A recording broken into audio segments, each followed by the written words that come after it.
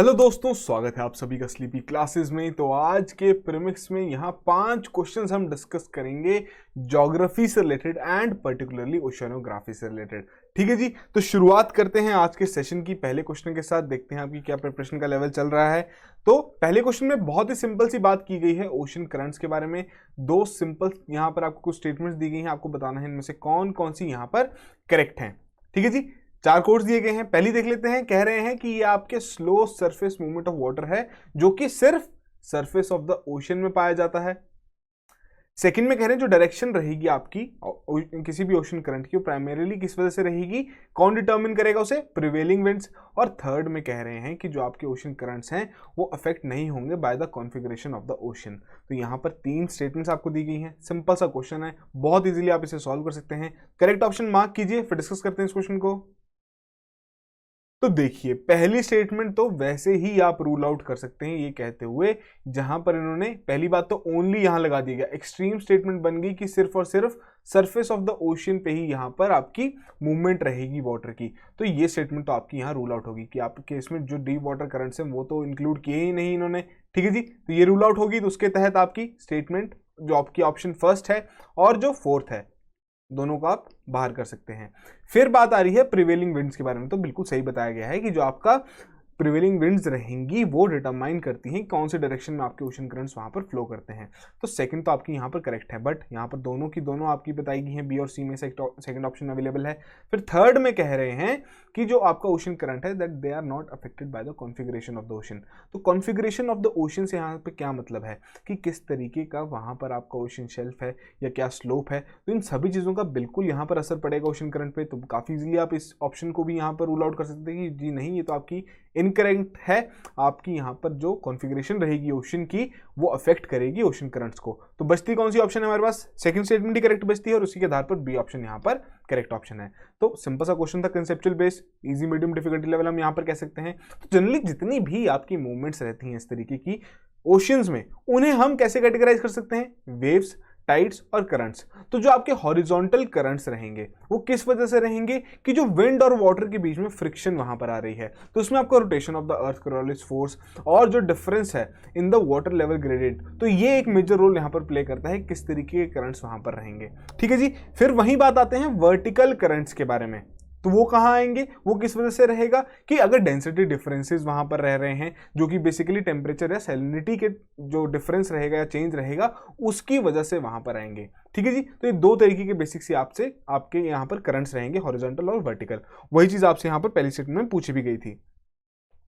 तो ocean currents आपके सबसे इंपॉर्टेंट ओशन मूवमेंट्स रहते हैं और वही आपके काफ़ी रीजन्स की क्लाइमेटोलॉजी को भी अफेक्ट करते हैं। तो कुछ यहाँ पर आपके इस तरीके के फोर्सेस रहते हैं जो कि इन्फ्लुएंस करते हैं ओशन करंट्स को। कौन कौन से हैं, पहले आते हैं प्राइमरी फोर्सेस कि उसमें आपके ये फैक्टर्स यहाँ पर इंक्लूड किए गए हैं, heating by the solar energy, wind, gravity, Coriolis force. उसके अलावा फिर आपके सेकेंडरी आते हैं कुछ जिसमें आपका टेम्परेचर डिफरेंस और सैलिनिटी डिफरेंस आ जाता है। ठीक है जी, ये बेसिक से आपके यहाँ फैक्टर्स हैं जो कि इन्फ्लुएंस करेंगे। और जो आपसे वहां पर क्वेश्चन में पूछा गया था ओशन फ्लोर कॉन्फ़िगरेशन के बारे में कि तो इस तरीके से आपका ओशन फ्लोर की कॉन्फ़िगरेशन रहती है कि कहाँ पर आपका कॉन्टिनेंटल स्लोप किस तरीके का है, कॉन्टिनेंटल शेल्फ कैसा है, कॉन्टिनेंटल राइज किस तरीके का, क्या एंगल वहाँ पर क्रिएट हुआ है, क्या आपके सी माउंट्स वहाँ पर अवेलेबल हैं उस पर्टिकुलर रीजन में या नहीं। तो इन सभी फैक्टर्स का एक इंपॉर्टेंट रोल रहेगा कि ओशन करंट्स की डायरेक्शन क्या है या उनकी मूवमेंट किस तरीके से वहाँ पर हो रही है। तो उसी के आधार पर आपकी वहाँ पर थर्ड स्टेटमेंट इनकरेक्ट थी। तो आई होप आपने करेक्टली मार्क किया हो। अगले क्वेश्चन की ओर बढ़ते हैं, थर्मोहेलाइन सर्कुलेशन। अब इससे रिलेटेड यहां पर आपको कुछ स्टेटमेंट्स दी गई हैं, आपको बताना है इनमें से कौन कौन सी यहां पर करेक्ट हैं और उसी के चलते 4 कोड्स आपको प्रोवाइड किए गए हैं। पहली में कह रहे हैं कि जो सर्कुलेशन है ये आपकी कॉज करती है continuous replacement of sea water at depths with water from the surface. और सेकंड में कह रहे हैं कि जो सर्कुलेशन है ये ड्राइव करती हैं warmer surface waters poleward from the tropics. तो ये आपको 2 स्टेटमेंट्स दी गई हैं। सिंपल सा क्वेश्चन है, आपने जरूर इसके बारे में पढ़ा होगा। करेक्ट ऑप्शन यहां पर मार्क कीजिए, फिर डिस्कस करते हैं इस क्वेश्चन को। तो देखिए यहां पर आपकी दोनों की दोनों स्टेटमेंट्स बिल्कुल करेक्ट हैं। तो थर्मोहेलाइन सर्कुलेशन किस तरीके की सर्कुलेशन रहती है, तो बेसिक से अगर हम इसे बात करें तो ये हम इसे किस नाम से जान सकते हैं, ग्लोबल ओशन कन्वेयर या फिर जो आपका ग्रेट ओशन कन्वेयर बेल्ट, कि जिस तरीके से आपका पूरा यहां पर जो करंट्स मूव करते हैं अराउंड द ग्लोब, तो वो आपके थर्मोहेलाइन सर्कुलेशन की वजह से बहुत इंपॉर्टेंट एक रोल प्ले करता है उस पूरे मूवमेंट में। ठीक है जी, तो ये आपकी काफी इंपॉर्टेंट कंपोनेंट मानी जाती है इन जनरल ओशियनिक सर्कुलेशन, जो कि आपके horizontal variations in temperature and salinity की वजह से वहां पर कॉज होते हैं। ठीक है जी, अब अगर हम इसे समझने की कोशिश करें, डायग्राम देख लेते हैं, तो ये रही आपकी थर्मोहेलाइन सर्कुलेशन कि यहां पर जो आपके सरफेस करंट्स हैं उन्हें रेड मार्क किया गया है और जो डीप करंट से उन्हें ब्लू मार्क किया गया है। ऑलरेडी हम इस तरीके के क्वेश्चन पहले भी डिस्कस कर चुके हैं जब हमने एमॉक के बारे में बात की थी आपके क्लाइमेटोलॉजी में। ठीक है जी, तो यहां पर क्या रहेगा कि बेसिकली जो आपके सरफेस करंट है वार्म नेचर के रहेंगे, ट्रॉपिक से वो आपके पोल्स की तरफ वार्म वाटर लेके जाएंगे, जहां पर आपकी सेकंड स्टेटमेंट वहां पर करेक्ट थी। और जो आपके बेसिक से जो डीप वाटर करंट्स हैं, ठीक है जी, तो वो आपके कोल्ड करंट्स रहेंगे। एक तरीके से जो आपका कोल्ड वाटर है पोल से वो आपका ट्रॉपिक्स की तरफ वहां पर आएगा। तो इसी तरीके से आपकी कन्वेयर बेल्ट का इसे नाम दिया जाता है, ग्लोबल कन्वेयर बेल्ट का। ठीक है जी, वही चीज आपसे यहां पर पूछी भी गई थी। और जिस तरीके से जो आपकी सैलिनिटी है वो कैसे वहां वेरी करती है, तो उसके लिए भी आपको यहां पर नोट दिया गया है, यहां पर एक रेफरेंस दिया गया है कि ब्लू मार्क्ड आपकी इतनी पीपीएस की सैलिनिटी रहेगी, रेड मार्क में जो आपका हल्का सा ऑरेंज मार्क है वहां पर आपके 38 पीपीएस की सैलिनिटी रहेगी। वही आपको ग्लोब में भी डायग्राम में जो कलर्स हैं वो डिनोट करके वहां पर बताए गए हैं। ठीक है जी, तो बेसिक सा कॉन्सेप्ट है। और इसमें आपकी जो डीप वाटर फॉर्मेशन है वो कौन से पॉइंट्स रहेंगे, जहां पर जैसे कि आप यहां पर नोटिस कर सकते हैं एकदम से जहां आपका टर्न कर गया। ठीक है जी, सरफेस वाटर से डायरेक्टली आप जो आपका सरफेस करंट था उससे डायरेक्टली ही वो आपका डीप करंट में वहां पर कन्वर्ट हो गया। तो ये आपकी डीप वाटर फॉर्मेशन यहां पर कहलाई जाती है। तो आई होप आपने इस क्वेश्चन को करेक्टली मार्क किया हो। वही चीजें आपको यहां पर भी बताई गई हैं। आप पीडीएफ जो आपको अवेलेबल रहेगी वहां जाके आप इसे रेफर कर सकते हैं और इन नोट्स को अपने बेसिकली अपने जो आपके अपने खुद के नोट्स हैं वहां पर कंपाइल कर सकते हैं। अगले क्वेश्चन की ओर बढ़ते हैं। तो यहां पर बात हो रही है कॉन्टिनेंटल शेल्फ्स के बारे में। दी गई है यहां पर आपको 3 स्टेटमेंट्स, आपको बताना है इनमें से कौन कौन स्टेटमेंट्स यहां पर करेक्ट हैं। 4 कोड्स आपके वहां प्रोवाइड किए गए हैं। पहले में कह रहे हैं जो आपके कॉन्टिनेंटल शेल्फ्स रहेंगे दे हैव जेंटल स्लोप और वो एक्सटेंड करते हैं टू 200 मीटर डेप्थ।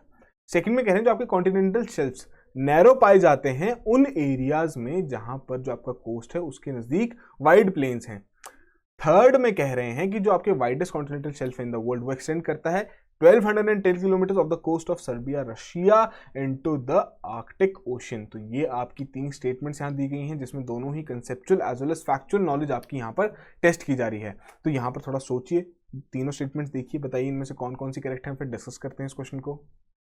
तो बेसिकली कॉन्टिनेंटल शेल्फ्स, जब हमने आपकी ओशन कॉन्फ़िगरेशन के बारे में पहले क्वेश्चन में बात की तो वहां पर जो डायग्राम आपको दिखाया गया था वहां पर कॉन्टिनेंटल शेल्फ्स के बारे में भी बात की गई थी।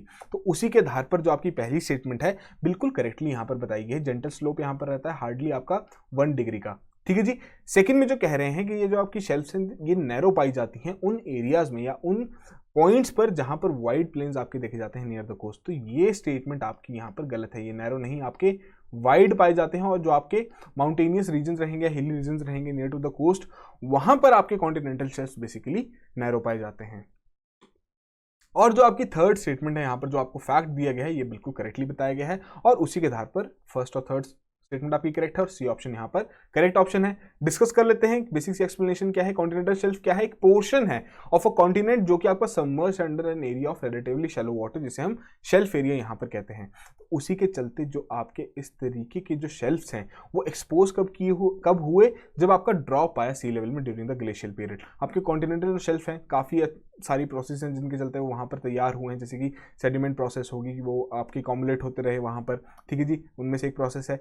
अब जो यहां पर आपको सेकेंड स्टेटमेंट में बात की गई थी, हाई माउंटेन्स का जो आपका रीजन रहेगा जो कि आपका close and parallel to the coast रहेगा, वहां पर आपके कॉन्टिनेंटल शेल्फ्स नैरो पाए जाते हैं। एग्जांपल के तौर में ही बात करें तो जो आपका west coast of the southern America जहां पर एंडीज माउंटेन्स हैं जो कि आपके काफी क्लोज हैं, पैरेलल टू द कोस्ट हैं, तो वहां पर जो शेल्फ है वो आपका बहुत ही कम वाइड है कि आप अप्रॉक्सीमेटली हम कह सकते हैं फ्यू 100 मीटर्स वाइड है। उसके अलावा अगर हम देखें कि जो आपके इस तरीके के कॉन्टिनेंटल शेल्फ्स हैं जो कि पर्टिकुलरली उन एरियाज में पाए गए हैं जो जहां पर जो आपका कोस्ट है वो प्लेन से नज़दीक है, तो वहां पर ये काफ़ी वाइड पाए गए हैं। इतना वाइड कि आपका 560 किलोमीटर का आपको यहाँ पर एग्जाम्पल भी दिया गया है। ठीक है जी, तो बेसिक सा क्वेश्चन था जिसमें आपको दोनों ही concept as well as fact knowledge यहां पर चेक की जा रही थी। आई होप आपने करेक्टली मार्क किया हो। अगले क्वेश्चन की ओर बढ़ते हैं। UNCLOS, यहां पर अब आपको UNCLOS से related United Nations convention on law of seas, इससे रिलेटेड 3 स्टेटमेंट्स दी गई हैं। आपको बताना है इनमें से कौन कौन से स्टेटमेंट्स यहाँ पर करेक्ट हैं और उसी के चलते 4 कोड्स आपको यहाँ पर प्रोवाइड किए गए हैं।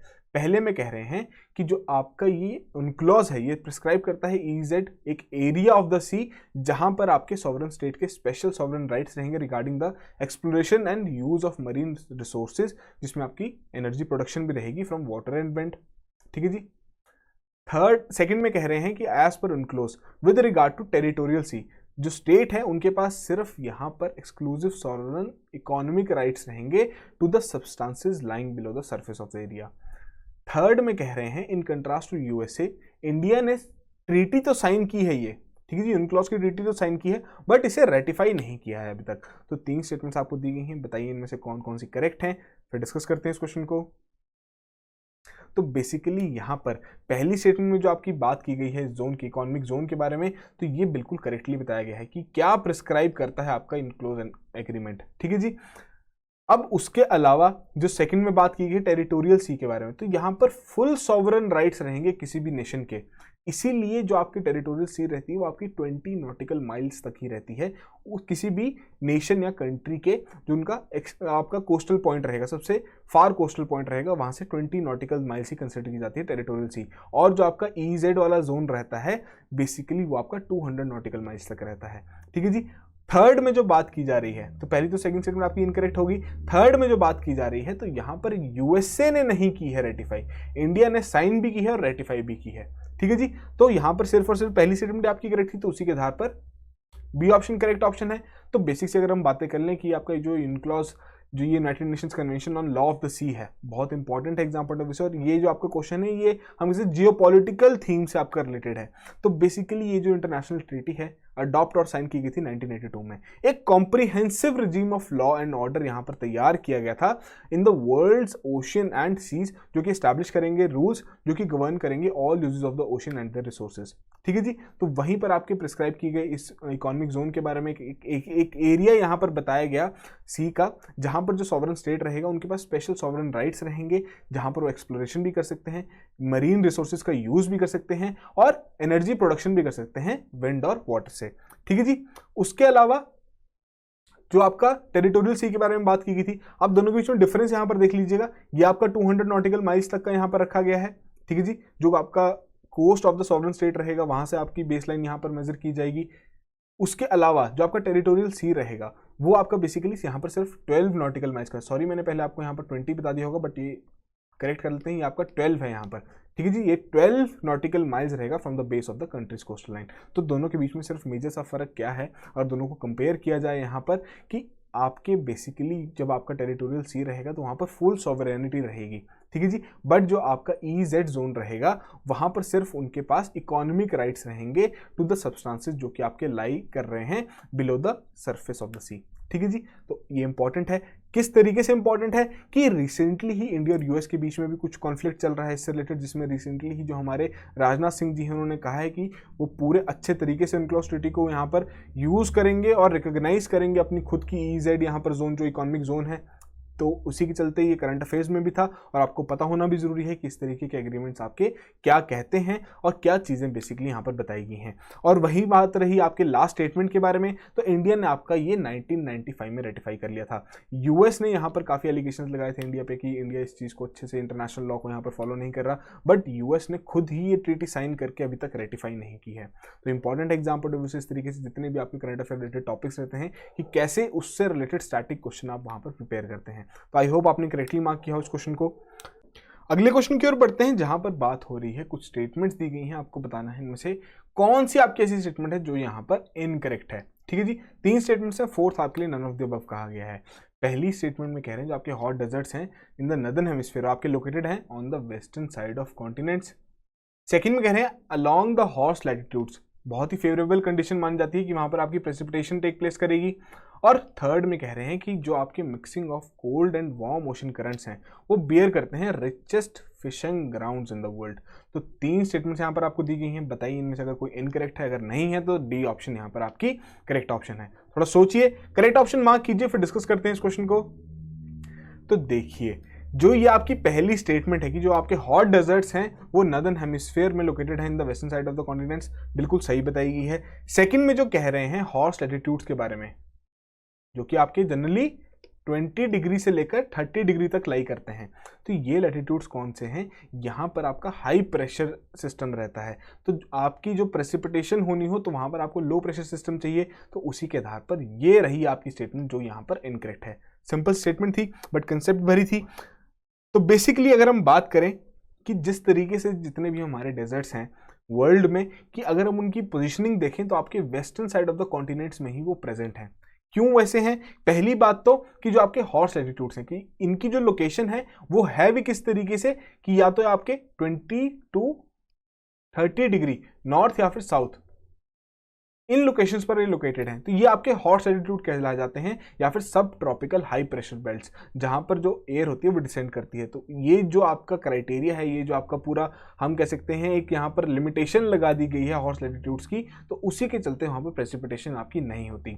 उसके अलावा क्या है कि यहाँ पर आपके कोल्ड करंट्स बेसिकली प्रेजेंट रहते हैं, जो कि आपके मिस्ट और फॉग को वहाँ पर राइज देते हैं, जो कि जो कन्वेक्शन की प्रोसेस है उसे वहाँ पर रोकने की कोशिश करती है। तो यही बेसिक से आपके रीजंस हैं जिस वजह से ये जो आपका एक इंपॉर्टेंट फैक्ट है कि जिसके चलते वेस्टर्न जो आपकी साइड रहती है कॉन्टिनेंट्स की, वहाँ पर आपकी डेजर्ट्स की फॉर्मेशन है अलोंग द हॉट लैटिट्यूड्स। और यही आपका मेंस 2013 में क्वेश्चन पूछा भी गया था। ठीक है जी। वहीं आपसे जो फिशिंग ग्राउंड्स के बारे में बात की गई थी, तो जो आपकी जो mixing of cold and warm water currents रहते हैं, ओशन करंट्स रहते हैं, तो वो आपकी सबसे परफेक्ट लोकेशन रहती है जो कि फिशिंग ग्राउंड्स के लिए यूज की जाती है। किस तरीके से कि जो आपकी मिक्सिंग है वार्म और कोल्ड करंट्स की, वो हेल्प करती है टू रिप्लेनिश द ऑक्सीजन, और जो आपके प्लैंक्टन्स हैं उनकी ग्रोथ को वो फेवर करती है, जो कि एक प्राइमरी फूड माना जाता है फिश पॉपुलेशन के लिए। तो इसलिए वो रीजन आपका सबसे ज्यादा अच्छा माना जाता है अगर वहां पर फिशिंग करनी हो। तो ये थे आपके बेसिक से 5 क्वेश्चंस। आई होप आप में से सभी ने ही बहुत अच्छे से परफॉर्म किया हो, बट स्टिल जो भी आपका स्कोर रहा है कमेंट बॉक्स में जरूर मेंशन कीजिए। और इसी तरीके से रेगुलरली ये जो हमने इनिशिएटिव शुरू किया है, जहां पर हम आपके 5 क्वेश्चन डिस्कस करते हैं डेली बेसिस पर अलग सब्जेक्ट से रिलेटेड, जहां पर हमने थीम बाय थीम शुरू किया है, ताकि आपकी जो प्रिपरेशन है वो आप कंप्लीट हो सके, आप अच्छे से प्रिपेयर कर सकें, और एक सेंस ऑफ अकम्पलिशमेंट भी आएगी जब आपने हर एक थीम से रिलेटेड 5 क्वेश्चन डिस्कस किए होंगे। कुछ ऐसी थीम्स भी रहेंगी जहां पर आपने बेसिकली 10 क्वेश्चन भी डिस्कस करेंगे। ठीक है जी, जैसे कि हमने पहले क्लाइमेटोलॉजी से रिलेटेड भी किए। तो यही हमारी आगे चलते हुए भी कोशिश रहेगी कि जो आपका 1000 क्वेश्चन का टारगेट है प्रीलिम्स 2022 से पहले, वो डेफिनेटली अचीव किया जा सके। ठीक है जी, so that will be all the very best and have a good night.